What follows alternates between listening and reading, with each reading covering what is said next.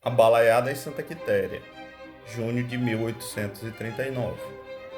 Muitos momentos da história de Santa Quitéria ficaram por muito tempo desconhecidos, escondidos nas brumas do passado. E agora, graças às pesquisas recentes, estes momentos estão sendo revelados para a nossa população.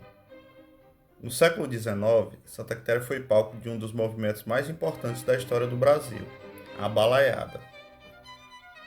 A Balaiada foi uma revolta popular ocorrida no Maranhão entre 1838 e 1841. O nome da revolta deveu-se ao fato de que um de seus líderes, o artesão Manuel Francisco dos Anjos Ferreira, fazia balaios para vender. Na década de 1831, a situação no Maranhão era tensa. O algodão maranhense, a principal riqueza da província, vinha perder do mercado, pois os ingleses estavam preferindo comprar o algodão norte-americano, mais barato e de melhor qualidade. Os maranhenses tinham de pagar altos preços por roupas e alimentos vendidos pelos comerciantes, portugueses em sua maioria. Os pequenos proprietários vinham perdendo terras para os grandes fazendeiros e sendo forçados a mudar para o sertão ou para a cidade em busca de sobrevivência. Os escravos, cerca de metade da população na época, reagiam à opressão, formando quilombos. Além disso, havia ainda os altos impostos cobrados pelo governo regencial.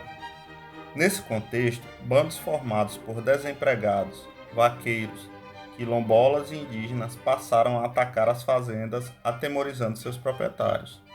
Em dezembro de 1838, um desses bandos, chefiado pelo vaqueiro Raimundo Gomes, o Cara Preta, tomou uma pequena cidade do interior e divulgou um documento exigindo a substituição do presidente da província, a expulsão dos comerciantes portugueses e o fim da escravidão. Depois, os balaios conquistaram Caxias, a segunda maior cidade do Maranhão na época, e avançaram em direção ao Piauí, onde, com a ajuda dos rebeldes locais, venceram as tropas oficiais enviadas para combatê-los no ano de 1839. Naquele mesmo ano, cerca de 3.000 quilombolas, liderados por Cosme Bento das Chagas, fugiram das fazendas e aderiram à luta dos balaios.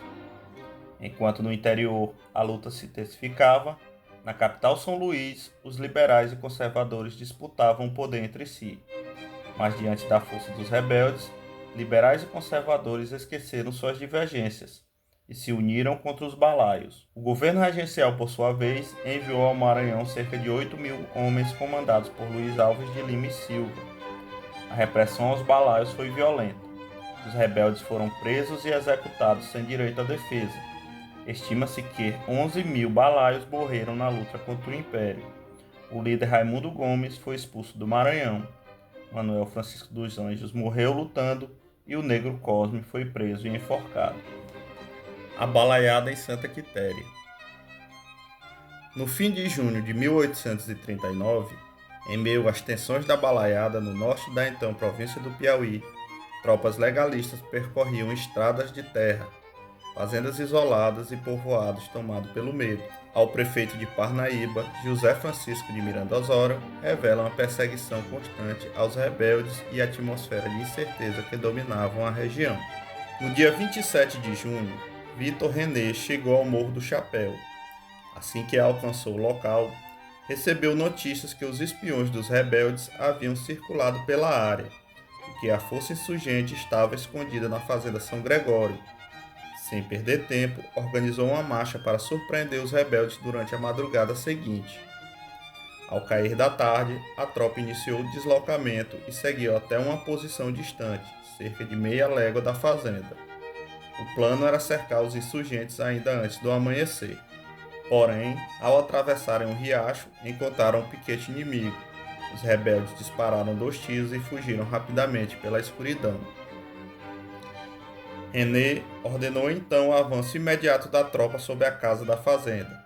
Ao chegarem, encontraram tudo fechado e sem qualquer sinal de homens procurados. Apenas uma mulher foi localizada em um pequeno ranchinho. Interrogada, afirmou não saber para onde os rebeldes haviam seguido. Mesmo assim, os soldados continuaram a perseguição. Marcharam até o Tabuleiro Grande, outro ponto suspeito de servir como esconderijo, mas novamente nada encontraram. Depois de horas de busca inútil, retornaram ao acampamento. A mulher encontrada anteriormente dizia que os rebeldes haviam deixado a região na tarde anterior. Apesar do cansaço, Victor René decidiu continuar avançando em direção ao Alegre. Na mesma carta, também comunicou uma situação delicada envolvendo o soldado da primeira linha chamado Geraldo do Maranhão. O militar encontrava-se gravemente doente no Morro do Chapéu. René determinou que assim que melhorasse deveria recolher-se ao acampamento, permanecendo armado e portando seus cartuchos. 2 dias depois, em 30 de junho de 1839, já instalado no acampamento do Alegre, Victor René voltou a escrever ao prefeito de Parnaíba relatando os novos acontecimentos. Segundo informou, ao chegar à fazenda do Alegre, no dia 28, não encontrou mais notícias diretas dos rebeldes, apenas rastros deixados pelos fugitivos. Determinando novas diligências, enviou homens por diferentes caminhos em busca de informações. Foi então que surgiram relatos importantes. Um velho cego afirmou que o rebelde, conhecido como Pedregulho, havia deixado a fazenda São Gregório antes mesmo da chegada das tropas legalistas. Segundo eles, os insurgentes atravessaram o rio para outra margem, acompanhado de homens mais bem armados. O informante ainda relatou que Pedregulho pretendia reunir mais combatentes e havia deixado ordens ao rebelde Sebastião de Souza. Caso qualquer força legal aparecesse, os homens deveriam retirar-se imediatamente em direção a Santa Quitéria. Mesmo com todas essas pistas, René reconhecia a dificuldade da perseguição. Até aquele momento, ainda não possuía notícias concretas sobre o paradeiro dos rebeldes. No dia 29, ordenou o envio de 2 novas diligências para diferentes regiões tentando descobrir para onde os insurgentes haviam escapado. A situação mostrava os efeitos do conflito sobre o sertão. Pelos caminhos abandonados, os soldados encontravam restos da fuga, cartuchos espalhados pelas estradas, recolhidos pela tropa como sinais silenciosos da retirada rebelde. As cartas encerram-se de forma respeitosa, como era costume na época. Deus guarde a Vossa Senhoria. Mas por trás das formalidades oficiais, os relatos revelam algo muito maior: o medo, a instabilidade e a perseguição constante que marcaram os combates da Balaiada no interior do Maranhão e Piauí, em 1839. Tudo o que foi relatado está presente nessas 2 cartas.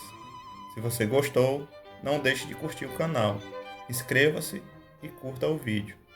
Abraços, até a próxima.